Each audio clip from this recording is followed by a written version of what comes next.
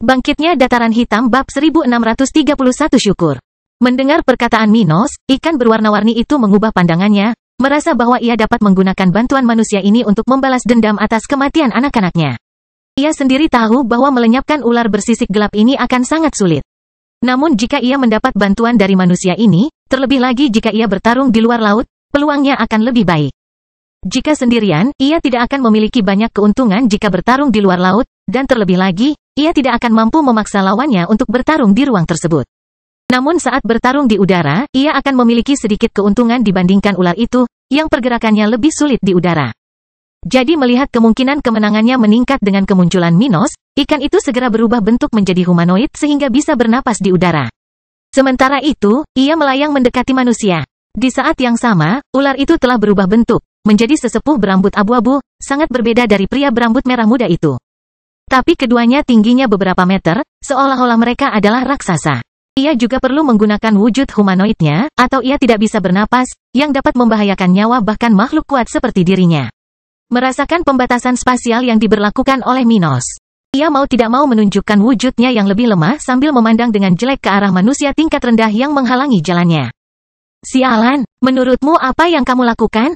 Kamu pikir seseorang setingkat kamu bisa ikut campur dalam urusan seseorang yang setingkat denganku? Ia berteriak, meludah saat berbicara, kata Minos. Kamu suka bicara, aku tidak keberatan dengan konfrontasimu. Tapi kapal pesiarku tidak akan tahan jika ada pertarungan di antara kalian. Karena kamu tidak bergerak, aku akan membuatmu menyesali ini. Hahaha, kamu, dengan kekuatan apa? Dengan batalion apa? Orang berpenampilan tajam itu berkata sambil tertawa konyol.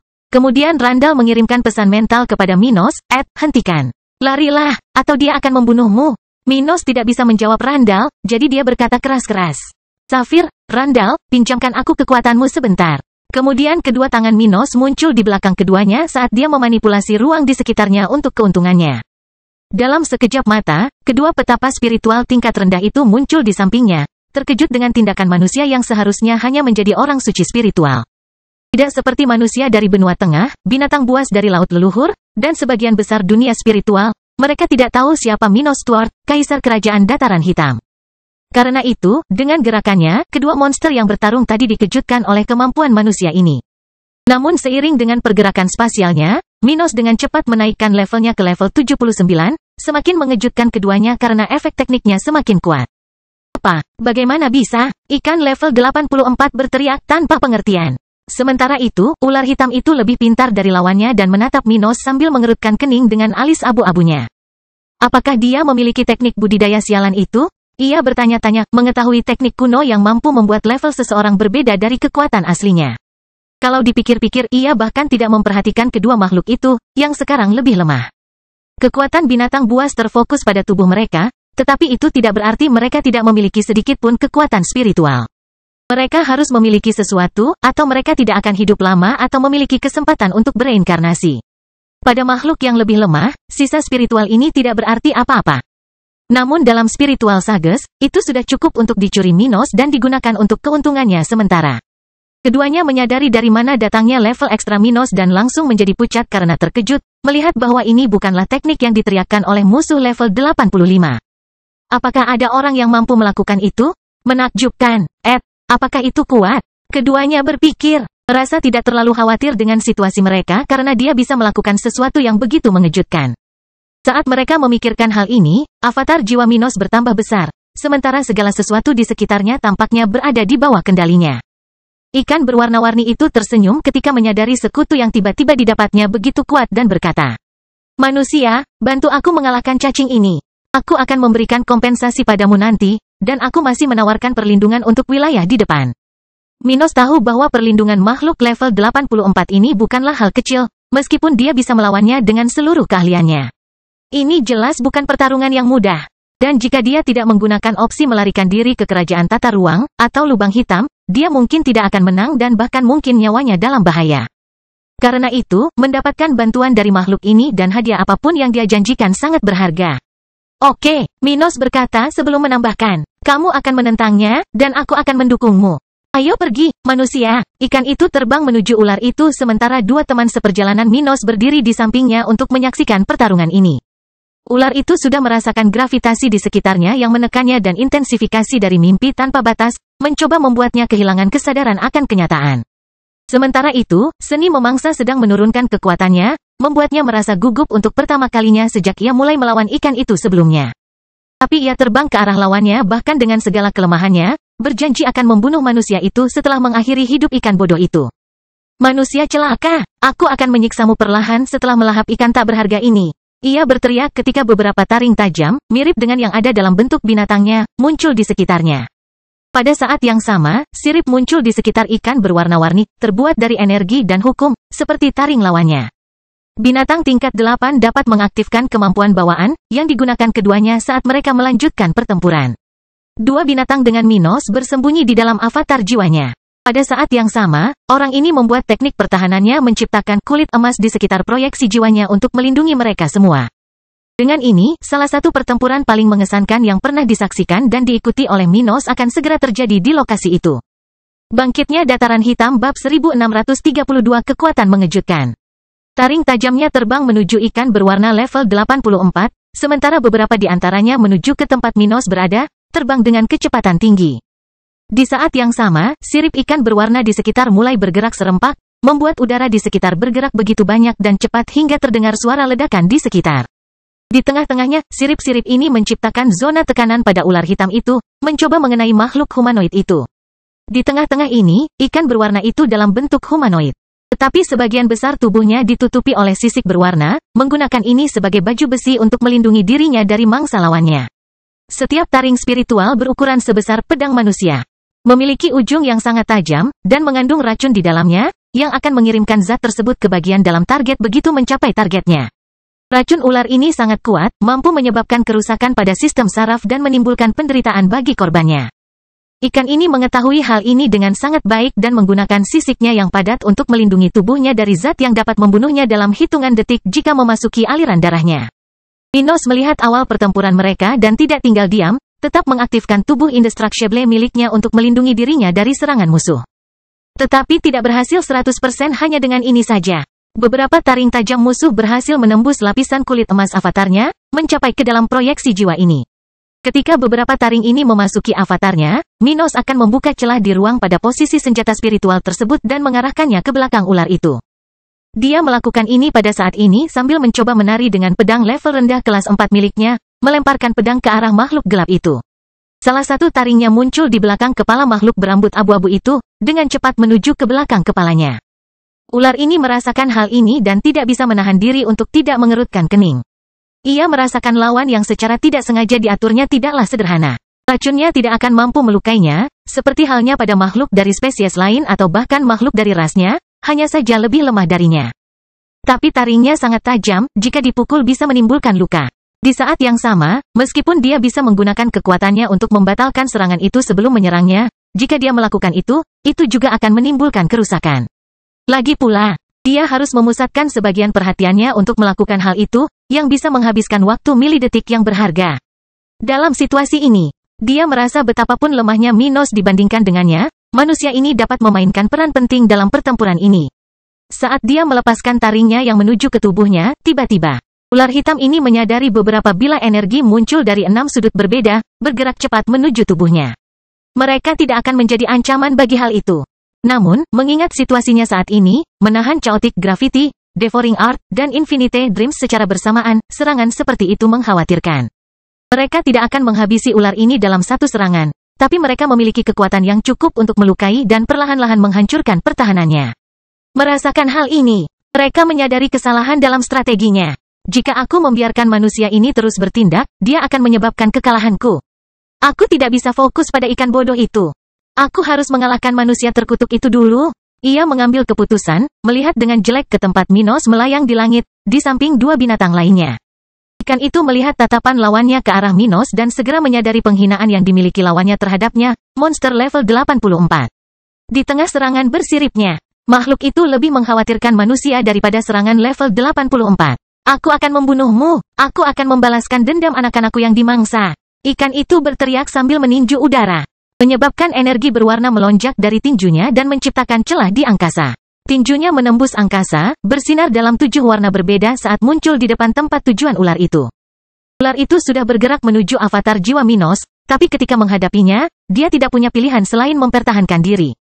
Betapapun berbahayanya Minos, pemuda ini hanya bisa mengalahkannya melalui kelelahan dan pertarungan yang panjang.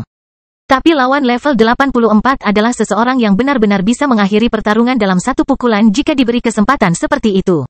Karena itu, saat melihat serangan kuat ini, monster itu tidak melanjutkan serangan yang ingin dilakukannya terhadap Minos, dan langsung menaruh sebagian besar perhatiannya pada serangan ini. Pukulan ini memusatkan sebagian besar kekuatan sage spiritual level 84 itu, hampir seolah-olah itu adalah perpaduan teknik manusia. Tapi binatang buas tidak bisa melakukan itu karena mereka tidak punya teknik. Itu adalah serangan yang menggabungkan kemampuan alami monster tingkat 9 dengan kekuatan unik ikan berwarna-warni itu. Ular itu mengetahui betapa berbahayanya hal ini dan merentangkan tangan dan kakinya, berteriak dengan mulut terbuka lebar sehingga orang dapat melihat tenggorokannya. Saat ia melakukannya, pusaran hitam melonjak di sekitar tubuhnya, dan jeritannya menjadi sekeras dan bergema seperti suara guntur. Dengan itu, aliran energi samar dan semi-transparan melonjak dari pusaran itu, bertemu dengan kepalan tangan berwarna-warni makhluk itu. Saat kedua serangan tersebut bertabrakan, sebuah ledakan besar terjadi pada pertemuan kedua serangan tersebut, menyebabkan struktur ruang di area sekitarnya bergetar saat laut bergolak, menjauh dari fokus tabrakan. Dalam hitungan detik saat serangan bertabrakan, angin dengan kecepatan lebih dari 300 km per jam melonjak di sekitar area tersebut, mendorong segala sesuatu di dekatnya menjauh dari sana. Pada saat yang sama, gelombang lebih dari 30 meter mulai terbentuk sementara petir melonjak untuk menakuti makhluk yang lebih lemah hingga puluhan kilometer kubik. Untunglah Minos berhasil menggunakan tekniknya untuk melindungi kapal pesiarnya pada saat kritis itu, tetapi dia merasakan ketegangan dalam melawan binatang sekuat itu. Jika bukan karena keterampilannya yang di atas rata-rata, benturan kekuatan keduanya bisa dengan sendirinya membunuhnya. Kedua binatang di samping Minos meringkuk di dekatnya. Merasakan punggung mereka berkeringat karena ketakutan yang belum pernah mereka alami sebelumnya. Safir mencoba mengatakan sesuatu, tapi kekacauan di sekitarnya begitu mengerikan hingga suaranya tidak sampai ke telinga Minos. Apa yang harus kita lakukan? Saatnya kita mengambil isyarat. Minos berkata, mengetahui wanita itu tidak akan mendengarnya tetapi tetap berbicara saat dia mulai membentuk salah satu fusinya. Bangkitnya dataran hitam bab 1633 hadiah. Ketika dia melihat kedua makhluk itu mempertahankan tabrakan di antara serangan mereka, mencoba mengakhiri pertempuran dengan cepat, Minos tidak lambat dalam gerakannya. Dia memposisikan dirinya seolah sedang bersiap untuk berlari dan mengaktifkan teknik gerakannya. Langkah eksplosif, lompatan pembunuh. Dia terbang menuju punggung lawannya, meninggalkan kedua ikan itu tanpa mereka sadari gerakannya pada awalnya. Pada saat yang sama, kedua tangannya menggenggam pedangnya di depan dadanya, memegangnya dengan cara yang sama seperti ketika hendak menusuk musuh dengan pedang. Dia mengedarkan energinya melalui pedang tata ruang dan, untuk pertama kalinya, menggabungkan teknik ini dengan teknik gerakan. Pedang spasial, lompatan pembunuh.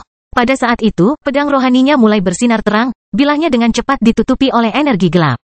Sementara itu, ruang di sekitarnya tampak terdistorsi seiring dengan gerakannya, menciptakan ruang hampa di mana ia lewat. Saat dia mendekati lawannya, Minos memfokuskan seluruh sisa energinya pada pertahanannya, siap menerima serangan balik dari makhluk itu jika terjadi kesalahan. Astaga! Pedangnya mengiris udara di depannya, membuat suara menakutkan pada binatang itu yang perlahan mengatasi gagang ikan berwarna-warni. Oh, sial! Itu menjerit dalam benaknya saat dia merasa pasif dalam situasi melawan Minos ini. Ia mencoba bergerak sedikit, namun jika ceroboh, pergerakannya akan membuka ruang bagi musuh. Jadi dia tidak bisa mengelak atau melindungi dirinya dengan baik terhadap Minos. Jadi, ketika Minos mencapai punggungnya, dia menusukkan pedang spiritualnya ke tubuh makhluk itu setinggi jantungnya. Jeritan melengking keluar dari dalam tenggorokan binatang itu saat ikan berwarna itu akhirnya merasakan keunggulan dibandingkan lawannya. Perlahan kepalan tangannya mengarah ke tubuh ular itu, membuat makhluk gelap itu akhirnya merasa putus asa. Minos dengan kuat memegang pedangnya, membuatnya bergetar di dalam tubuh lawannya, sementara dengan cepat, tinju berwarna itu menghampiri mereka berdua. Ketika tinju raksasa itu hendak mencapai posisi ular itu, Minos dengan cepat menyingkir, hanya menyisakan ular itu yang terkena pukulan destruktif itu. Kekuatan, akhirnya pukulan ikan level 84 menghantam ular level 85, meremukkan bagian depan makhluk itu, membuangnya, sudah terluka parah. Dengan gerakan ini, pertarungan tingkat tinggi ini berakhir, dengan berhenti bernapas bahkan sebelum ia mencapai permukaan air, di mana tubuhnya akan kembali normal. Minos melihat itu dan menghela nafas, menonaktifkan tekniknya dan merasakan kelelahan melawan makhluk di tengah-tengah tahap ke-9 kultivasi. Itu batasku per jam, pikirnya ketika dia melihat ikan besar itu memandangnya dengan ramah. Kemudian mereka berdua dan dua ikan yang melihat seluruh pertempuran ini terjadi pergi ke dek kapal pesiar Minos. Level Kaisar Stuart kembali ke level 77, dan salah satu dari ketiganya mengira dia menyamar lagi, sementara dua lainnya tahu bahwa ini adalah budidaya Ed yang sebenarnya. Sesampainya di sana, ikan berwarna-warni itu langsung berterima kasih kepada Minos atas bantuannya dan memperkenalkan diri. Terima kasih atas dukungannya, kawan. Ngomong-ngomong, namaku Rose. Namaku Ed. Tapi itu bukan apa-apa. Itu mengancam kapal pesiarku, jadi aku tidak punya pilihan selain terlibat, kata Minos. Makhluk terkutuk itu melahap beberapa anakku beberapa jam yang lalu dan bermaksud menyerang sukuku. Aku tidak bisa menahan amarahku ketika mengetahui dan memulai pertempuran sebelumnya. Ia mengatakan, menyesali apa yang terjadi pada beberapa anak-anaknya. Itu adalah makhluk spiritual, makhluk yang tidak terlalu mementingkan posisi keturunannya seperti halnya manusia ketika keturunannya tumbuh dewasa.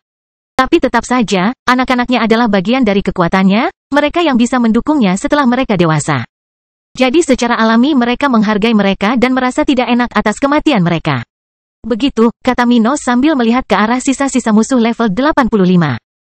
Ikan berwarna-warni, Rose, melihat itu dan berkata, jika kamu mau, kamu dapat memiliki tubuhnya. Kamu memberikan pukulan yang memberi kami kesempatan untuk membunuhnya. Minos tidak sopan dan segera menyimpan mayat itu di salah satu cincin spasialnya, siap menggunakan bangkai itu begitu dia kembali ke dataran hitam. Dengan mayat itu, dia dapat membantu akar spiritual lain di wilayah utara mendapatkan kembali kemegahannya. Setelah selesai mengumpulkan mayat itu, kata ikan berwarna-warni, Ed, seperti yang dijanjikan, aku akan memberimu kompensasi dan membimbingmu melewati wilayah di depan jika kamu mau. Minos mengangguk, menandakan bahwa dia akan menerima tawaran itu. Kalau begitu, kami akan berangkat dengan perahumu selama 1 jam, tapi saat kita mencapai tepi wilayah sukuku, aku harus memandumu ke dasar laut. Bepergian dengan perahu di depan bisa berbahaya. Rose berkata, memikirkan tentang apa yang baru saja didengarnya. Itu menjelaskan, di dekat tepi wilayahku, sedang terjadi pengejaran. Beberapa anggota masyarakat laut sedang mencari buronan dengan menggunakan perahu. Jadi tidak menarik bagi kita untuk melakukan perjalanan seperti itu ketika kita melewati sana. Mendengar itu, kedua ikan di sebelah Minos merasa telah lolos dari masalah besar. Si Folk tidak baik saat mereka bertindak melawan musuh. Sekalipun seseorang bukan musuhnya, mereka akan bertindak kasar jika mencurigai sesuatu. Mengingat seberapa dekat mereka seharusnya memasuki area pengejaran yang ditunjukkan oleh sage spiritual level 84 ini, mau tak mau mereka merasakan hawa dingin di tubuh mereka. Oh, baiklah kalau begitu, kata Minos, tidak peduli apakah dia akan melakukan perjalanan di permukaan atau di dasar lautan. Anda dapat menemukan asal mula konten ini di N0VLBN, dia tidak akan bisa melakukan perjalanan melintasi dasar laut sendirian. Tapi selain binatang buas ini, hal itu mungkin saja terjadi, jadi dia tidak khawatir. Melihat manusia ini setuju dengan rencananya, Rose bertanya, ngomong-ngomong, kamu mau kemana? Sayangnya, tergantung tujuanmu, aku tidak bisa menemanimu sampai akhir perjalananmu. Kota 1000 ras, kata Minos. Tidak jauh, jadi aku bisa mengantarmu ke sana, kata Rose lega. Mengenai hadiah yang aku janjikan, aku punya sesuatu yang mungkin menarik minatmu, Ed. Setelah mengucapkan kata-kata itu, Rose mengambil sesuatu di antara sisiknya dari bagian perutnya, di mana ia memiliki ruang penyimpanan kecil. Dia kemudian melemparkan apa yang dia ambil ke arah Minos, memperlihatkan mutiara perak berkilau kepada manusia ini. Bangkitnya Dataran Hitam bab 1634 Dunia Bawah Laut yang Fantastis 1. Itu adalah mutiara kerang emas dari tetua level 88 yang baru saja meninggal di dekat wilayahku. Ikan itu menjelaskan kepada Minos. Saya menemukannya beberapa minggu yang lalu. Saya bermaksud memberikannya kepada putra sulung saya, namun sayangnya, cacing sialan itu memakannya. Jadi karena kamu tidak hanya membantuku membalas dendam tapi juga menyelamatkanku, aku ingin kamu memiliki mutiara ini. Mungkin tidak terlihat besar di permukaan, namun ia memiliki khasiat yang luar biasa. Anda dapat menggunakannya untuk apapun mulai dari mengekstraksi mineral untuk produksi artefak hingga menggunakannya sebagai senjata, menggunakan propertinya untuk keuntungan Anda. Minos sudah mengetahui hal ini, tentu saja, dan ketika dia mengambilnya, dia tidak bisa tidak memperhatikannya dengan cermat selama beberapa saat. Mutiara seperti ini dapat dibandingkan dengan beberapa item pertahanan alami terberat di dunia spiritual. Pada saat yang sama, karena strukturnya, ia juga dapat digunakan sebagai artefak ofensif. Benda ini bisa dilempar sekeras bola meriam. Tapi bisa juga digunakan sebagai benda spiritual yang relevan bagi para kultivator. Bukan sembarang mineral yang diserap kerang emas untuk membentuk mutiara ini. Mineral utama yang menarik adalah mineral yang mengusir energi spiritual, yang bertanggung jawab atas keberadaan Pulau Terapung. Oleh karena itu, Mutiara ini memiliki daya tolak-menolak energi spiritual yang kuat dan, jika digunakan melawan avatar jiwa, secara signifikan dapat menghambat pengaktifan teknik lawan yang mengendalikannya. Seseorang dapat menghubungkan jiwa mereka dengan artefak semacam ini dan dengan demikian mengendalikannya melalui kemauan mereka. Mengetahui semua ini, Minos menerima hadiah berupa ikan itu dan berkata, "Saya berterima kasih untuk itu, Rose. Saya akan menggunakannya dengan bijak." Dia menyimpannya di cincin spasialnya. Rose mengangguk pada Minos, merasa orang berbakat ini akan menggunakan mutiara itu lebih baik daripada sebelumnya. Manusia lebih cocok dengan ciri ini karena jenis lawan yang paling sering mereka hadapi, manusia lain, makhluk yang berpotensi menunjukkan proyeksi jiwanya. Beast punya cara lain untuk menggunakan sumber daya seperti itu dalam hidup mereka, dalam pertempuran, tapi rasanya menyerahkannya pada Minos adalah yang terbaik. Rose lalu berkata, "Ngomong-ngomong, apakah kita akan berangkat? Akan ada beberapa masalah dalam perjalanan, jadi sebaiknya kita segera berangkat untuk menghindari penundaan." Minos menyetujui hal ini, dan segera mereka berlayar lagi, menuju tempat di mana mereka bisa pergi ke permukaan, dan kemudian mereka harus melakukan perjalanan melalui dunia bawah laut. Wilayah suku Rose tidak luas, sehingga dalam waktu kurang dari 1 jam, mereka mencapai batas yang dianggap aman untuk bepergian dengan perahu. Ketika mereka sampai di daerah perbatasan itu, Rose berubah menjadi versi aslinya, menunjukkan tubuh binatangnya lagi kepada Minos. Saat memasuki air, makhluk ini berdiri menghadap kapal pesiar Minos dan kemudian menciptakan gelembung udara di sekitarnya, melindungi seluruh kapal pesiar. Setelah itu, ia menghubungkan dirinya dengan gelembung ini dan kapal pesiar, lalu mulai berenang ke bawah. Minos, Saphir, dan Randall melanjutkan perjalanan di kapal pesiar itu saat mereka merasakan kapal itu tenggelam, tetapi tidak ada air yang masuk ke kompartemennya. Gelembung yang diciptakan ikan tersebut sangat kuat dan dapat menahan tekanan air dengan mudah, bahkan di kedalaman yang sangat dalam. Jadi ketika kapal pesiar itu seluruhnya berada di dalam air, gelembung itu terus berlanjut seperti sebelumnya, tidak menunjukkan tanda-tanda akan meledak. Minos akhirnya bisa melihat dunia air yang fantastis untuk pertama kalinya, menyadari betapa banyaknya makhluk hidup di sana. Dia bisa melihat kelompok-kelompok berbagai jenis binatang bergerak dari satu sisi ke sisi lain, karang-karang binatang air yang indah di kejauhan. Tetapi juga tumbuh-tumbuhan dan bebatuan yang mengambang. Pada saat yang sama, di beberapa tempat terlihat perahu-perahu berkarat terbengkalai seolah-olah sudah lama berada di sana. Bahkan kerangka makhluk darat pun bisa dilihat dari kejauhan, serasi dengan kapal-kapal yang ada di sana. Sebagian besar makhluk di sekitarnya tidak terlalu kuat. Namun, masih ada orang suci dan orang bijak spiritual, beberapa bahkan memiliki tingkat yang lebih tinggi daripada Rose. Ia sudah berada di luar wilayah sukunya, jadi bertemu dengan makhluk kuat lainnya bukanlah hal yang aneh sejak saat itu. Anda akan menemukan asal konten ini di novel BN. Saphir melihat bagaimana Minos mengawasi laut saat kapalnya melaju semakin jauh ke dasar laut yang gelap dan berkata, "Ed, kamu kuat, harus kuakui itu. Tapi apakah kamu akan berhasil di dasar laut?" Minos melihat senyum wanita ini dan tahu dia mencoba menakutinya sedikit. Dia lalu berkata, "Binatang laut lebih kuat di laut, sedangkan makhluk darat lebih lemah di sini. Aku tahu aku lebih lemah di tempat ini, tapi meski begitu, itu tidak akan banyak berubah. Kemampuanku yang lebih besar akan tetap bekerja dengan sempurna di sini. Hal yang mempersulit makhluk darat dan air untuk bertarung di luar penghuni aslinya adalah udara dan air. Kedua cairan tersebut mempermudah atau mempersulit makhluk dengan sifat berbeda untuk bergerak, membuat mereka membutuhkan waktu lebih lama untuk mengambil keputusan dan bertindak. Manusia misalnya, akan kesulitan bergerak di laut karena bentuk tubuh dan cara bergeraknya. Mereka harus terbang atau berlari untuk bertarung di udara atau di darat. Namun mereka harus berenang di laut, sesuatu yang biasanya tidak mereka latih. Jadi ketika mereka berada di dunia bawah laut, makhluk tingkat tinggi pun akan kesulitan bertarung. Hal ini tidak banyak membaik dalam jangka panjang, bahkan bagi makhluk yang terus-menerus tinggal di dunia bawah laut. Manusia akan selalu lebih cepat keluar dari air, sedangkan ikan akan selalu bergerak lebih baik di bawah air. Karena hal ini dan masih banyak lagi, Minos akan memiliki kemampuan tempur yang lebih lemah di sana dibandingkan di permukaan jika dia harus bertarung. Tapi dia tidak khawatir. Sebagian besar fusinya akan bekerja dengan sempurna di dunia bawah laut, dan dia dapat mengontrol ruang di sana dengan cara yang sama seperti di darat. Hehe, kukira kamu akan mengatakan itu. Ia tersenyum padanya sebelum suaminya berkata pada Minos. Bagaimanapun juga, Ed, usahakan jangan menimbulkan masalah di tempat ini. Saya mengatakan demikian karena di dalam air, gejolak spiritual yang ditinggalkan oleh manusia yang berkultivasi menyebar ke jarak yang jauh lebih jauh dibandingkan dengan yang menyebar melalui udara. Antara air dan udara, ada semacam penghalang yang menyulitkan makhluk di kedua sisi untuk menyelidiki apa yang terjadi di sisi lain. Namun dalam ruang yang terendam oleh jenis cairan yang sama, fluktuasi terkadang merambat hingga beberapa kilometer dari fokus pertempuran. Di laut, hal ini semakin diperkuat, jadi sikap apapun dari manusia seperti Anda dapat menarik perhatian makhluk-makhluk dari jarak ratusan kilometer, cukup untuk menarik segala jenis bencana. Jadi berhati-hatilah, laut itu berbahaya. Bangkitnya Dataran Hitam bab 1635 Dunia Bawah Laut yang Fantastis 2. 6. Terima kasih atas peringatannya. Minos mengangguk kerandal saat dia melihat kegelapan di sekitarnya meningkat saat Rose berenang ke dasar laut. Minos mendongak dan mendapati dirinya semakin menjauh dari kejernihan permukaan, tempat dia meninggalkannya beberapa saat yang lalu. Namun saat dia mendapati dirinya semakin jauh dari sumber kecerahan itu, dia perlahan mulai melihat kegelapan laut dengan lebih baik saat dia melihat makhluk terang menerangi jalan. Bahkan tanpa menggunakan kemampuan visualnya yang membuatnya bisa melihat dalam kegelapan, Minos perlahan-lahan sudah mendapatkan pandangan yang lebih baik tentang dunia fantastis ini.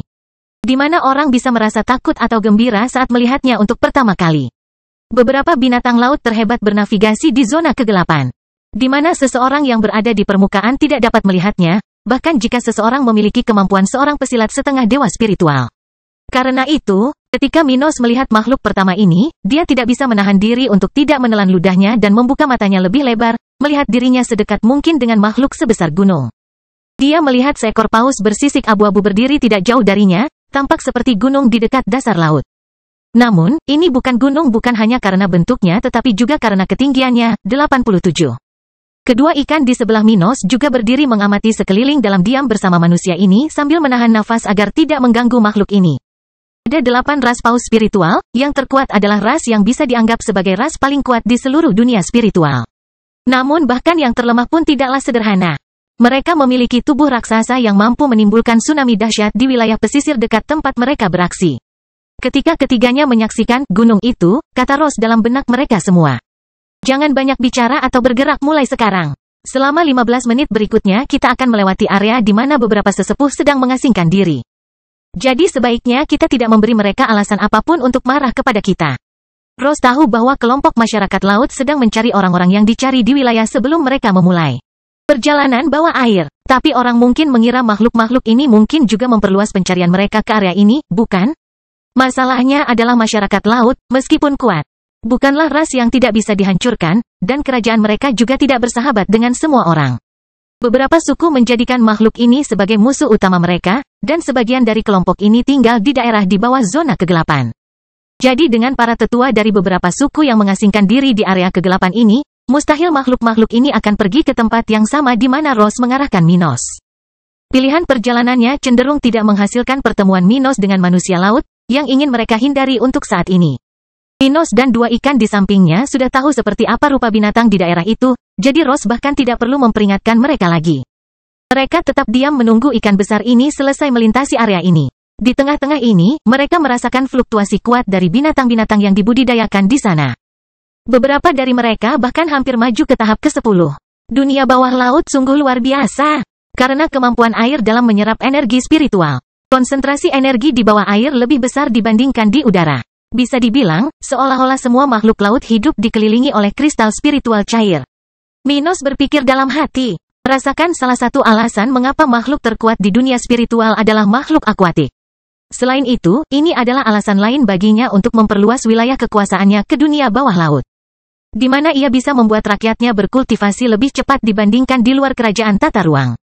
Saat dia memikirkan masa depan dan mengamati beberapa makhluk lebih besar yang akan dia lihat seumur hidupnya, Minos akhirnya mulai menyadari kegelapan di sekelilingnya perlahan berkurang.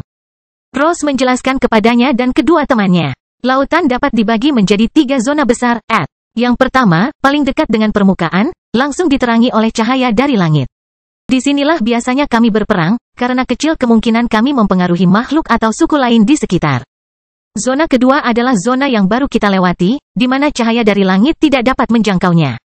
Disinilah biasanya makhluk paling kuat di dunia bawah laut berkultivasi dalam pengasingan karena hanya sedikit makhluk yang bersedia menimbulkan masalah di sana. Bisa dibilang, area ini seperti ruang budidaya manusia yang besar. Namun, pulau ini juga berfungsi sebagai pertahanan laut terhadap makhluk darat.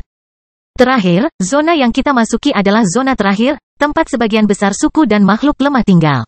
Di tempat ini bahkan bisa ditemukan potongan akar spiritual karena letaknya yang dekat dengan pusat dunia. Oleh karena itu, tempat ini memiliki penerangannya sendiri, yang dihasilkan oleh akar-akar ini. Katanya sambil menunjuk ke arah yang tampak seperti sungai magma besar. Namun ini bukanlah sungai magma melainkan sepotong akar spiritual, yang bersinar merah tua dan dapat menerangi puluhan kilometer jauhnya darinya. Oleh karena itu, area di bawah zona gelap memiliki penerangannya, meskipun sebenarnya ini adalah dasar laut. Minos mengangguk, mengikuti pikiran makhluk itu. Di tempat ini, kamu bisa menemukan segalanya, kapal manusia, kapal elf, tubuh binatang darat yang kuat, orang gila yang mencoba mendekati akar spiritual, mineral berharga, reruntuhan kerajaan kuno, bangkai binatang laut, karang. Semuanya, semua yang dapat Anda bayangkan, dapat Anda temukan di sini. Katanya, agak bersemangat, karena merasa bangga dengan tempat kelahirannya. Minos melihat dunia beraneka warna itu, yang memiliki lebih banyak kehidupan daripada area sebelumnya yang dia lihat saat pertama kali memasuki laut.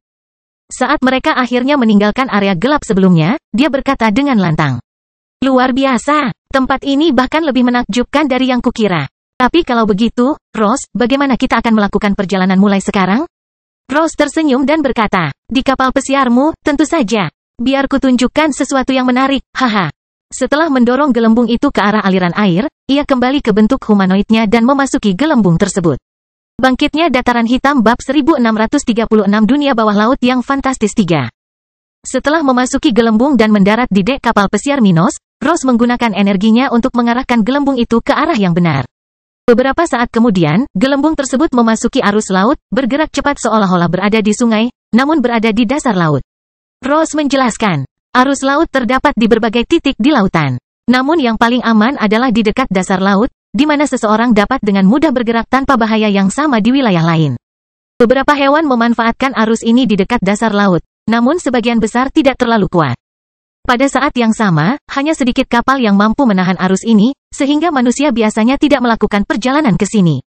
Seperti yang saya lakukan dengan Anda, hewan laut biasanya mengarahkan beberapa hewan yang melakukan hal tersebut. Dengan pemandu yang baik, masalah akan lebih sulit menghampirimu. Ia tersenyum ketika melihat Minos memperhatikan arus yang membawa mereka. Mereka melaju dengan kecepatan tinggi, bahkan lebih cepat dibandingkan jika mereka berlayar dengan kecepatan penuh di kapal pesiar Minos. Ini hanya karena kekuatan air yang bergerak di sana, di mana gelembung-gelembung terbentuk di antara jalur arus dan sekitarnya, dan gelembung yang menutupi perahu Minos bergetar. Tidak ada makhluk lain yang melakukan perjalanan seperti itu di dekat Minos dan ikan-ikan itu, karena arus kuat tersebut dapat membunuh siapapun di bawah level 60 yang berkelana ke sana. Itu jalan raya yang sangat efisien. Minos berpikir dalam hati, bertanya-tanya betapa bermanfaatnya jalan raya ini untuk mengangkut barang dan makhluk ke suku dan negara bagian bawah air. Jika dia bisa menggunakan sesuatu seperti itu di kerajaan dataran hitam, itu akan menghemat ribuan kristal bermutu tinggi. Sayangnya, hal itu hanya ada di dunia air. Berapa lama perjalanan dengan cara ini untuk mencapai kota 1000 ras? Dia bertanya, kata ikan berwarna level 84 itu. Sekitar 30 jam, tidak lebih dari itu. Oke, mereka kemudian melanjutkan perjalanan seperti itu selama beberapa jam berikutnya. Melakukan perjalanan dengan lancar selama beberapa jam pertama tetapi segera menghadapi migrasi binatang dalam perjalanan mereka. Ketika mereka telah melakukan perjalanan lebih dari setengah jalan menuju kota 1000 ras, kelompok mereka melihat banyak kelompok binatang bergerak ke arah yang berlawanan dengan mereka. Setelah melihat itu, Randall berkata, sepertinya rumor itu benar. Ada sesepuh yang terbangun dari pengasingannya di tengah laut leluhur, kata Safir. Jarak yang ditempuh Minos hingga kepergiannya dari Kekaisaran Barat setara dengan 1/6 jarak ke wilayah tengah laut yang menakjubkan ini. Mengetahui hal ini, dia tidak bisa tidak terkesan karenanya. Apa maksudmu makhluk-makhluk yang bergerak di sekitar ini melakukan hal ini karena adanya kebangkitan di area tengah laut leluhur? Bagaimana mungkin? Kita sangat jauh dari sana. Tapi kemudian ikan level 84 menjawab. Benar, makhluk-makhluk itu melarikan diri meskipun kita jauh dari daerah itu. Tahukah Anda dari ras apa mereka? Saya tahu sebagian besar dari mereka berasal dari suku-suku di daerah itu. Ditambah lagi, Anda dapat mengetahui bahwa mereka mencari perlindungan dari level mereka. Sebagian besar makhluk yang bepergian dalam kelompok besar di dekat Minos dan teman-temannya lemah. Binatang lemah seperti itu biasanya bermigrasi ketika sesuatu yang besar akan terjadi, komentar Randall. Mereka mungkin akan tinggal sebentar di dekat pantai benua tengah sampai laut tenang. Kata Ross, bukan hal yang aneh bagi para tetua untuk bangun dari keterasingan mereka dan melahap makhluk yang lebih lemah di dekat mereka. Jadi makhluk di bawah tahap ke-7 pasti akan melarikan diri sejauh mungkin. Sedangkan bagi mereka yang lebih kuat dari itu, mereka mungkin sudah pindah ke pedalaman suku mereka dan tempat yang aman, seperti kota 1000 ras. Tetapi mengapa melakukan perjalanan sejauh ini? Saya ragu para tetua akan datang ke sini hanya untuk mengancam makhluk tingkat rendah, kata Minos. Sungguh, itu adalah hal yang normal untuk diharapkan. Tapi tetua yang terbangun dari tidurnya adalah paus biru level 99, yang mendekati puncak tahap ke-10.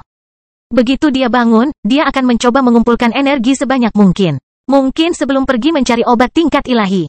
Hanya dengan begitu dia bisa menjadi dewa. Untuk melakukan ini, ia akan melahap binatang lemah yang tidak akan dilewatkan oleh suku-suku besar dan oleh karena itu tidak akan mencoba membalas dendam. Tambah Randall, memperjelas situasi bagi Minos. Kamu harus hati-hati, Ed. Kamu sedang bepergian ke kawasan tengah laut leluhur, jadi kamu akan menghadapi jangkauannya. Ia akan mencoba memakanmu jika ia merasakan keberadaanmu. Safir memperingatkan Minos. Aku akan mengingatnya. Ucapnya sambil penasaran dengan kekuatan laut itu. Ngomong-ngomong, tetua itu berada di level 99. Berapa banyak orang seperti itu yang ada di laut ini? Haruskah aku mengkhawatirkan orang lain? Kata sage spiritual level 84. Saya sendiri tahu nama 6 tetua level 99. Tapi beberapa ikan mengatakan ada 10 hingga 15 binatang level 99 di laut leluhur. 2 ikan lainnya menggeleng setuju dengan individu ini. Jika kita mempertimbangkan lautan lain di sekitar dunia spiritual, menurutku ada sekitar 50 atau 60 binatang di tingkat itu. Jumlah kita cukup banyak, hehe. Kedengarannya mungkin banyak, tapi ada ratusan miliar makhluk laut di seluruh dunia spiritual. Sementara itu, jumlah manusianya kurang dari 30 miliar, bahkan mengingat mereka yang berada di benua ilahi. Jadi wajar jika jumlah hewan laut level 99 lebih banyak daripada jumlah ahli level ini di antara manusia. Minos mengetahui hal ini sejak zaman kuno, jadi dia tidak terlalu terkejut, meskipun dia waspada terhadap makhluk-makhluk ini. Lautan berbahaya. Aku harus berhati-hati dalam perjalananku di masa depan. Dia merenung, memikirkan perjalanan ini dan usaha yang sudah ada dalam pikirannya. Dengan itu, mereka diam-diam mengikuti sisa perjalanan, melihat lebih banyak binatang bermigrasi menjauh dari inti laut ini sambil perlahan-lahan melihat kota 1000 ras di kejauhan. Tempat itu menonjol secara stratosfer, jadi kurang dari 100 km jauhnya, orang bisa melihat tempat itu. Minos melihat tempat itu ketika masih 30 menit sebelum mereka tiba. Membuka matanya lebar-lebar saat dia memutuskan untuk mengejar sesuatu yang sesuai dengan dirinya atau minatnya dalam perjalanan ini.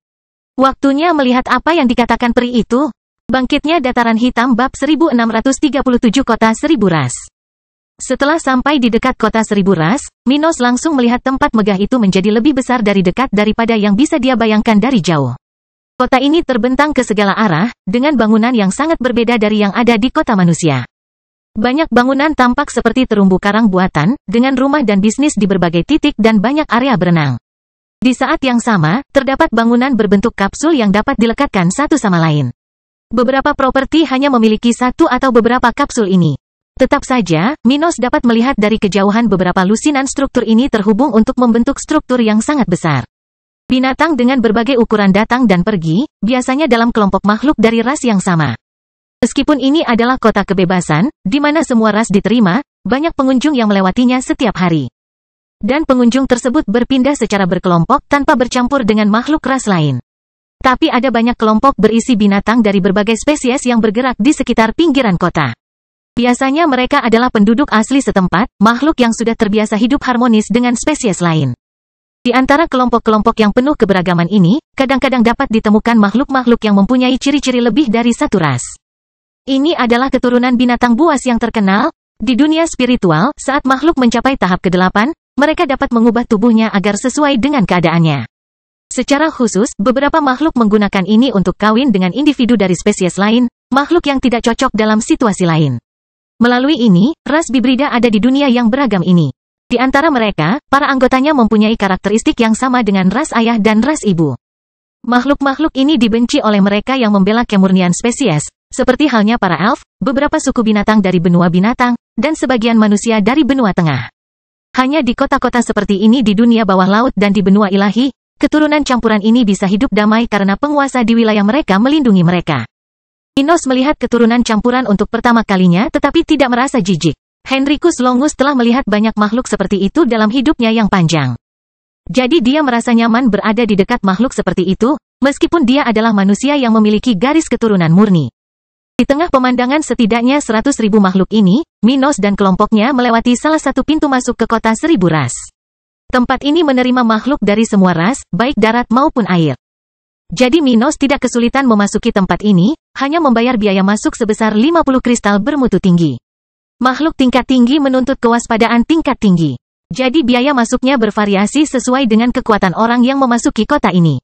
Untuk makhluk di bawah tahap ke-6, hanya berharga 50 kristal tingkat rendah. Mereka yang berada di antara tahap 6 dan 8 harus membayar 50 kristal tingkat menengah, dan yang di atasnya, 50 kristal tingkat tinggi. Bagi Minos, ini bukanlah jumlah yang mahal, jadi dia membayarnya tanpa masalah, segera diarahkan oleh Rose ke tempat yang menurut ketiga ikan tersebut akan menarik untuk dia kunjungi. Aku tidak berniat menemanimu lebih lama lagi. Kota Seribu Ras adalah tempat yang relatif aman. Hanya sedikit yang berani beraksi di sini, jadi kamu bisa bergerak bebas tanpa khawatir. Rose berkata sambil memimpin jalan. Karena saya di sini, saya akan menggunakan kesempatan ini untuk menyelesaikan beberapa masalah di dekat tempat tujuan kita. Tetapi jika Anda pergi lebih jauh ke pusat kota, kita mungkin tidak akan bertemu lagi di sekitar sini. Tidak masalah, kata Minos bersyukur ikan ini membawanya ke sini secepat itu. Randall lalu berkata, kami akan menemanimu lebih lama lagi. Urusan kami tidak mendesak, jadi jika kamu membutuhkan pemandu keliling kota ini, aku akan mengantarmu kemanapun kamu memutuskan untuk pergi. Safir mengangguk. Menyukai hal itu karena dia tidak mengetahui kota ini dan mengarahkan Minos berkeliling mungkin merupakan kesempatan baginya untuk melihat tempat-tempat yang tidak akan dia dan suaminya lewati jika mereka sendirian. Minos mengangguk dan berkata, aku mencari sesuatu yang berharga yang dapat membantu perjalananku. Saat aku bepergian sebelum bertemu kalian berdua, aku bertemu dengan beberapa elf yang memberiku petunjuk. Mereka mengatakan bahwa sesuatu yang akan membantuku mencapai tujuanku sedang menungguku di tempat ini. Peri, Rose bertanya. Ia tahu betapa menakjubkannya makhluk-makhluk ini tetapi tidak menyukai elf. Beberapa ras makhluk laut bersahabat dengan suku elf, namun ikan ini bukan salah satunya. Apakah kamu percaya apa yang dikatakan elf, Ed? Makhluk-makhluk ini selalu berusaha memanipulasi orang-orang di sekitar mereka. Safir memperingatkan manusia ini, yang tidak tahu tentang sifat jahat makhluk yang diberkati oleh surga ini. Mereka bisa jadi berbakat dan selalu menghindari konflik yang tidak perlu.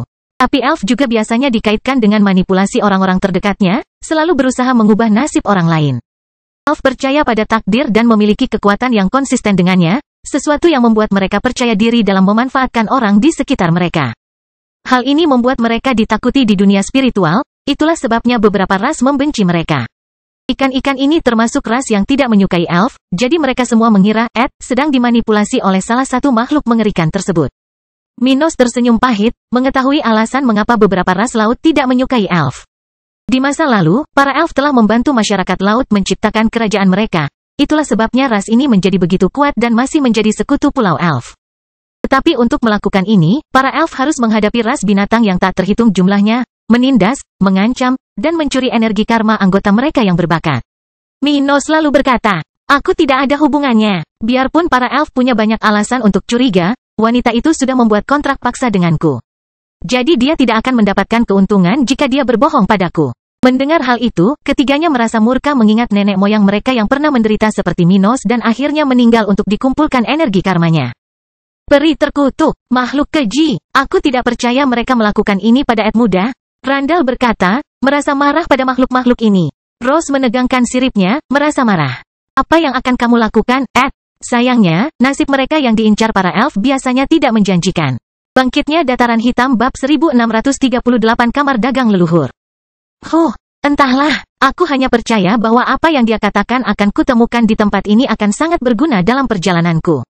Kontrak yang dia buat tidak memiliki batasan waktu, jadi selama aku tidak pergi ke Pulau Elf lebih awal, aku akan baik-baik saja. Selain itu, saya bermaksud membalas kebaikan di masa depan.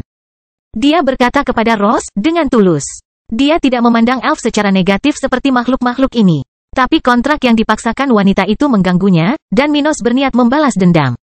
Rose melihat ketulusan dalam kata-kata Minos dan merasa yakin bahwa itu telah membantu pria yang bukan pengikut para elf ini. Dia adalah orang seperti mereka, salah satu orang pilihan surga yang tertindas. Rose mengangguk ke Minos dan berkata, baiklah, semoga kamu beruntung. Sedangkan untuk barang yang mungkin kamu temukan di kota ini, apakah kamu punya tip tentang cara menemukannya? Ada kemungkinan yang tidak terbatas di sini. Dia bilang itu akan membantuku mencapai tujuanku. Dia berkata, berpikir lebih baik tentang hal itu. Itu pasti sesuatu yang kuno, berasal dari manusia, dan berlevel tinggi. Aku mengincar sesuatu yang berhubungan dengan demigod spiritual tingkat tinggi, jadi hal seperti itu pasti sangat fantastis. Ini mungkin akan melindungi atau memberiku kesempatan, jadi itu pasti item pertahanan. Mungkin dengan formasi yang terukir pada dirinya sendiri. Ketiganya mendengarkan dengan cermat dan menyimpulkan bahwa mereka akan memiliki peluang bagus untuk mengarahkan Ed ke hal seperti itu sesuai tujuan mereka. Peri terkutuk, kamu benar-benar mengesankan. Rose menyadari kebetulan itu, mencatat bahwa meskipun ia tidak tahu apa-apa, hal itu membawa Ed ke tempat terbaik bagi manusia ini untuk mencari apa yang dikatakan peri itu. Randall menghela nafas dan berkata, maka tidak ada kesalahan. Tempat yang dibawa Senior Rose kepada kita pastilah tempat yang harus Anda lewati. Kamar dagang leluhur. Sepertinya masa depanmu akan suram, Ed muda, kata Safir. Apa maksudnya? Jangan pedulikan apa yang dikatakan Safir, kata Randall. Dia kaget karena kamu akan mendapatkan barang itu meskipun kamu tidak mencarinya. Itu barang dari elf yang berbicara denganmu. Tapi bagaimanapun juga, kamar dagang leluhur memiliki persediaan barang-barang dunia spiritual kuno terbesar di lautan. Saya berani mengatakan bahwa bahkan kerajaan tata ruang para dewa lama tidak memiliki benda-benda yang berharga dan kuno seperti tempat ini. Rose setuju. Tempat itu diciptakan oleh moluska pengumpul yang hidup selama 80.000 tahun. Senior ini mengumpulkan sejumlah besar kekayaan laut dan daratan selama masa hidupnya. Menurut cerita, telah mengunjungi setiap benua dan pulau di dunia ini. Ketika mati 1 juta tahun yang lalu, ia sudah menjadi salah satu benda yang paling dicari di dunia spiritual oleh orang-orang yang mencari artefak kuno yang hilang. Untuk memberi Anda gambaran betapa relevannya tempat ini, 2 paus tertinggi gereja spiritual datang ke sini selama periode ini untuk mencari barang-barang yang hilang dari organisasi mereka. Hanya satu dari mereka yang mendapatkan apa yang dicarinya, sementara yang lain pergi setelah berselisih dengan kepala moluska saat itu. Tempat ini belum ada pada zaman Henricus Longus, jadi Minos mendengarkan baik-baik perkataan ikan level 84 itu. Bagaimanapun, nasibmu mungkin terletak di tempat itu, kata Rose, setelah melihat dari jauh sebuah bangunan raksasa yang menggabungkan lebih dari 400 kapsul untuk membentuk sebuah kotak besar. Minos melihat tempat itu benar-benar merah dan memiliki satu pintu masuk di tengah wajah yang menghadap ke arah mereka. Di tempat itu ditempatkan beberapa moluska di sekitarnya, menjaga ketertiban makhluk yang ingin masuk untuk mengamati koleksi tempat ini. Beberapa barang dari kamar dagang leluhur dipajang untuk diamati, sehingga bahkan makhluk yang tidak tertarik berbelanja pun lewat.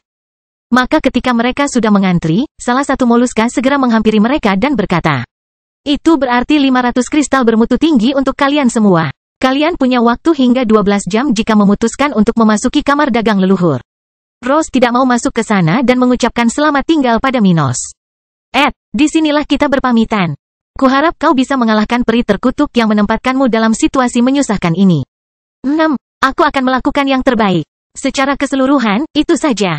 Saya berharap dapat mendengar kabar dari Anda di masa mendatang. Tentu saja kamu akan melakukannya. Minos tersenyum ketika melihat Rose pergi. Kemudian dia dan kedua ikan itu membayar mahalnya biaya masuk tempat itu, tidak butuh waktu lama untuk mendapat giliran masuk ke sana. Tidak seperti tempat lain yang mengizinkan banyak makhluk masuk secara bersamaan, tempat ini hanya mengizinkan 10 orang dalam satu waktu. Jadi ketika mereka masuk, mereka bertiga menemukan tempat yang luar biasa tetapi praktis kosong dari makhluk hidup. Banyak rak dan koridor memanjang pada sudut yang berbeda-beda, sehingga orang dapat naik, turun, ke samping, dan bahkan mengikuti jalur diagonal. Terdapat cermin di dinding luar area persegi besar ini, sehingga siapapun yang masuk ke dalamnya akan merasa seolah-olah ruang ini tidak terbatas karena ilusi optik. Salah satu moluska yang menjaga kelompok yang masuk ke sana kemudian mendekati ketiganya dan berkata, selamat datang di kamar dagang leluhur.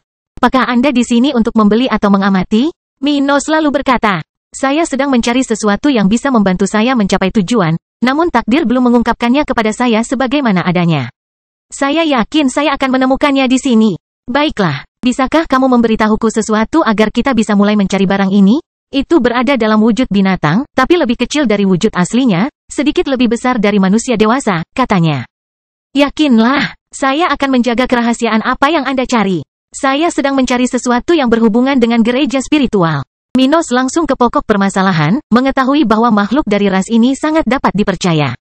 Moluska kolektor bukan hanya makhluk dengan kemampuan ekstrim untuk mencari barang berharga tetapi juga makhluk yang sangat tulus yang tidak akan, bahkan di bawah penyiksaan, menyerahkan apa yang mereka ketahui. Itulah sebabnya tempat ini berkembang pesat. Dan kekuatan-kekuatan dari seluruh dunia spiritual melewatinya tanpa takut jejak mereka dilacak oleh musuh-musuh mereka.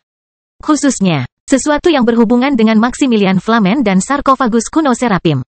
Setelah kata-kata Minos, binatang bermata besar itu menyipitkan matanya, bertanya-tanya dari mana dia mendengar nama-nama itu. Aku sudah tahu kita mulai dari mana. Ikuti aku, dikatakan sebelum pindah ke tingkat atas dari area itu.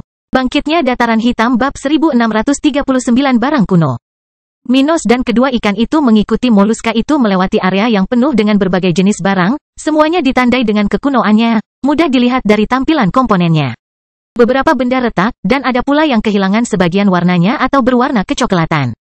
Minos dan keduanya melihat berbagai artefak saat mereka berenang mengejar makhluk itu. Minos bernapas melalui insang yang dibuat secara artifisial di lehernya. Pada saat yang sama, matanya terlihat berbeda dari biasanya, yang diperlukan agar dia dapat melihat secara normal di bawah air. Makhluk-makhluk ini telah mengumpulkan koleksi yang luar biasa. Dia melihat ke arah moluska membawa mereka dan melihat setengah sayap, sesuatu yang dia tahu asal-usulnya. Ketika moluska berhenti di dekat sayap itu, ia mulai berbicara. Berikut adalah sebagian besar benda terestrial yang berhubungan dengan gereja spiritual.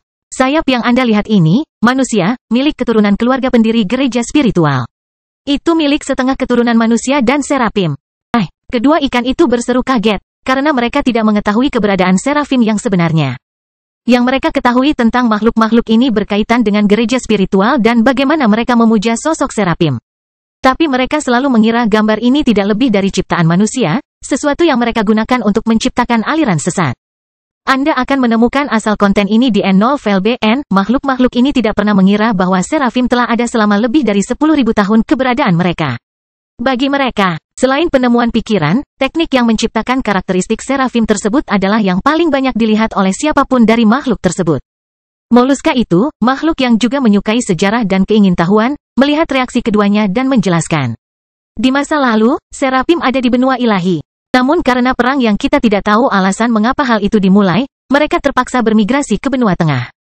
Jutaan tahun kemudian, ras serafim menemui ajalnya saat mereka menghadapi bencana laut 6 juta tahun yang lalu. Bencana kelautan mengacu pada periode ketika dewa dunia spiritual pertama kali muncul. Seperti yang dikatakan Henricus Longus kepada Minos, dia bukanlah dewa pertama melainkan manusia pertama yang mencapai tahap ke-11. Sebelum dia, elf dan beberapa ras binatang telah mencapai prestasi ini. Secara khusus, orang pertama yang mencapai tahap ke-11 adalah anggota ras paus langit, yang paling kuat di dunia ini. Ketika makhluk itu akan naik ke level 100, ia dan sukunya telah menyatakan perang dengan naga dan kilim dari benua binatang buas demi pengobatan tingkat ilahi. Perang seperti itu menghancurkan sebagian besar dunia spiritual dan mengakhiri banyak ras yang lebih lemah, seperti yang terjadi pada serafim. Serafim sangat kuat dan berbakat. Tetapi anggota terkuat mereka pada saat itu hanyalah sage spiritual tingkat tinggi karena keterlambatan kemajuan yang mereka derita ketika bermigrasi dari benua ilahi ke benua tengah. Untungnya, beberapa serafim mengabaikan hukum suku mereka dan mencampurkan gen mereka dengan gen manusia, menghasilkan ras bibrida. Moluska itu melanjutkan. Salah satu dari bibrida manusia dan serafim ini menciptakan gereja spiritual untuk mengembangkan sosok ibunya dan mengumpulkan kekuatan iman. Para ahli dunia spiritual pada saat itu baru saja menemukan kemungkinan untuk menjadi lebih kuat melalui ini. Dalam beberapa ratus ribu tahun, keturunan dari keturunan campuran itu telah mencapai level 100. Bagaimanapun, sayap ini milik kakek paus tertinggi yang menjadi dewa pertama gereja spiritual. Pemilik sayap itu adalah salah satu keturunan campuran terakhir yang masih memiliki ciri-ciri serafim. Setelah dia, sayap tersebut menghilang dari garis keturunannya, dan saat ini, sayap tersebut hanya dapat dilihat melalui teknik jiwa yang digunakan oleh anggota gereja tingkat tinggi. Minos mendengarkan cerita ini dengan penuh minat, meskipun dia sudah mengetahui sebagian besarnya. Sementara itu, kedua ikan itu terkejut dengan semua wahyu yang menakjubkan tersebut. Aku tidak menyangka itu. Sungguh mengejutkan betapa banyak hal yang tidak kita ketahui. Randall setuju dengan Safir. Minos kemudian bertanya, mengapa sayap itu ada di sini? Bukankah gereja spiritual pernah mencoba membelinya? Moluska memandu orang berkeliling dan menjawab pertanyaan pengunjung yang bersedia membayar biaya masuk. Jadi dia berkata, mereka membeli sayap itu dari kita di masa lalu. Tapi segera setelah itu, mereka mengalami masa sulit dengan paus langit. Karena alasan tahayul, mereka tidak lagi menyimpan barang itu. Jadi itu tadi, moluska itu memandang Minos dan memberi isyarat. Benda-benda di sebelah kanan sayap itu berada dalam urutan kronologis. Jika Anda berenang ke arah itu, Anda akan menemukan barang-barang yang lebih baru dan lebih baru. Item yang Anda cari harusnya berada jauh di depan. Maximilian Flamen berasal dari masa Paus Maximus, jadi apapun yang berhubungan dengannya dan pulau terapung yang ditinggalkan oleh gereja akan ada di sana. Itu menunjukkan. Minos kemudian bergerak ke arah yang ditunjukkan, dengan cepat tiba di dekat tempat beberapa benda kuno dari berbagai jenis mengambang di air. Ada pedang besar dan tajam dengan bilah besar dan gagang besar, jenis yang hanya bisa digunakan oleh sedikit manusia. Itu sangat berkarat dan ada simbol bulan sabit di atasnya. Item lainnya adalah peti kecil yang terkunci, yang tidak ada yang tahu apa isinya karena tidak adanya kunci yang tepat untuk membuka item level tinggi kelas 4 ini. Selain keduanya, ada dua item lagi dari periode yang sama dengan orang-orang gereja spiritual itu. Salah satunya adalah botol kecil dengan cairan gelap di dalamnya. Yang lainnya adalah jubah emas robek, yang memiliki aura kuat, yang terkuat di antara semua item itu. Itu pasti dari Paus Maximus. Minos menelan ludahnya saat dia menyadari aura kuat yang ditinggalkan oleh dewa. Satu-satunya yang mampu meninggalkan jejak kaki yang dapat diketahui setelah sekian lama. Itu adalah jubah Paus Maximus ketika dia menghadapi Paus Langit level 99. Meskipun saat itu dia sudah menjadi dewa, dia menderita beberapa luka dari makhluk itu. Apakah itu mungkin? Safir bertanya. Dan apa yang terjadi setelah itu? Paus Maximus membunuhnya. Minyak yang dihasilkan dari lemak ikan paus itu digunakan untuk menerangi jalan-jalan di ibu kota Kekaisaran Evergreen selama 1 abad setelah itu. Sementara keduanya menggumamkan hal-hal di antara mereka sendiri, Minos memperhatikan 3 dari 4 benda itu tetapi merasa yang paling tidak mengesankan adalah benda yang harus dia ambil. Bangkitnya Dataran Hitam bab 1640 membeli barang. Pedang berkarat itu tidak ada gunanya dia gunakan untuk dirinya sendiri. Namun, ini mungkin relevan untuk mengakses beberapa area di dalam sarkofagus kuno Serapim. Peti yang terkunci mungkin berisi sesuatu yang berharga yang akan dia temukan kuncinya ketika dia mencapai sarkofagus kuno Serapim, yang entah bagaimana bisa membantunya. Seperti yang dikatakan elf itu kepadanya. Sebaliknya, botol kecil itu adalah botol yang tampaknya memiliki potensi paling kecil untuk membantu Minos dengan cara apapun, tapi anehnya. Itu adalah benda yang menurutnya paling terhubung dengannya. Semacam indera keenam memberitahunya bahwa itulah yang harus dia pilih. Berapa harga botol itu? Dia bertanya pada Moluska. Botol itu adalah yang termurah dari 4 item. Harganya hanya 600.000 kristal bermutu tinggi. Meneguk, 2 ikan di sebelah Minos menelan ludahnya sambil bertanya-tanya seberapa mahal harganya. Itu hanya sebuah botol kecil, yang tak satu pun dari mereka dapat merasakan sesuatu yang mengesankan. Selain itu adalah barang kuno tingkat tinggi kelas 4. Tapi semua barang di area itu memiliki kualitas seperti itu dan sepertinya lebih berharga daripada benda kecil itu. Hal itu langsung membuat mereka berpikir bahwa harga barang-barang di sana sangatlah tinggi. Ada apa dengan harga itu? Safir bertanya-tanya. Moluska itu menjelaskan kepada mereka berdua, meski tidak ada seorang pun di sana yang mempertanyakannya. Setiap barang di tempat ini membutuhkan banyak usaha dari generasi anggota suku kami yang tak terhitung jumlahnya. Jadi nilai semua item di sini tentu saja tinggi, terlebih lagi mengingat ini adalah artefak kuno dan tingkat tinggi. Bagi kami para kolektor moluska, ini adalah barang yang paling berharga karena merupakan barang yang memiliki sejarah paling banyak untuk kami analisis dan hiburan. Minos memahami hal ini dan melihat tidak ada masalah membayar jumlah sebesar itu, tapi sebagian dari dirinya berharap perasaan yang dia rasakan tidak salah. Untuk berjaga-jaga, dia bertanya, tahukah Anda cerita tentang ketiga barang ini? Khususnya, sejarah barang yang saya beli ini? Aku tahu beberapa di antaranya, tapi tidak semuanya. Berbeda dengan jubah Paus Maximus, barang-barang ini secara alami lebih sulit untuk dianalisis karena tidak memiliki aura dewa di dalamnya. Kata Moluska itu, tapi aku tahu beberapa hal. Pedang itu, misalnya, pasti milik seorang penggarap gereja spiritual tingkat tinggi. Dari lokasinya, pemiliknya pasti kehilangannya saat bertempur di Laut Lepas. Peti yang terkunci itu juga milik organisasi itu, dan kuncinya pasti ada di sarkofagus kuno Serapim atau hilang di suatu tempat di dunia spiritual.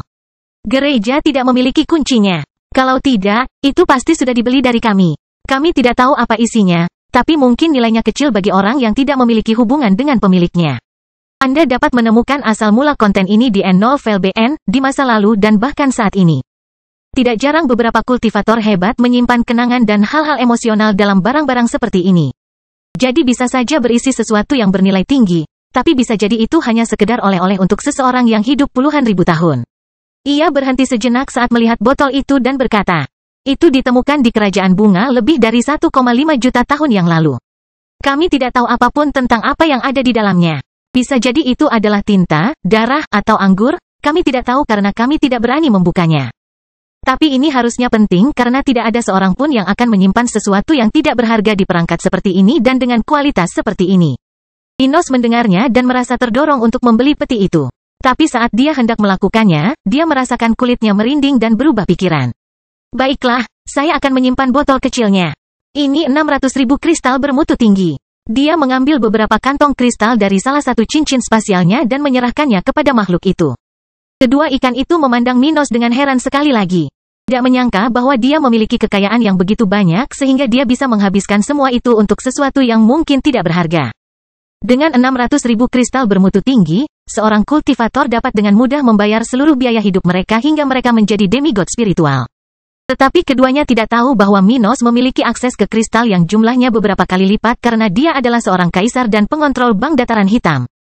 Bank itu sendiri memiliki lebih dari 20 kali lipat jumlah yang tersedia untuk digunakan kaisar sesuka hatinya.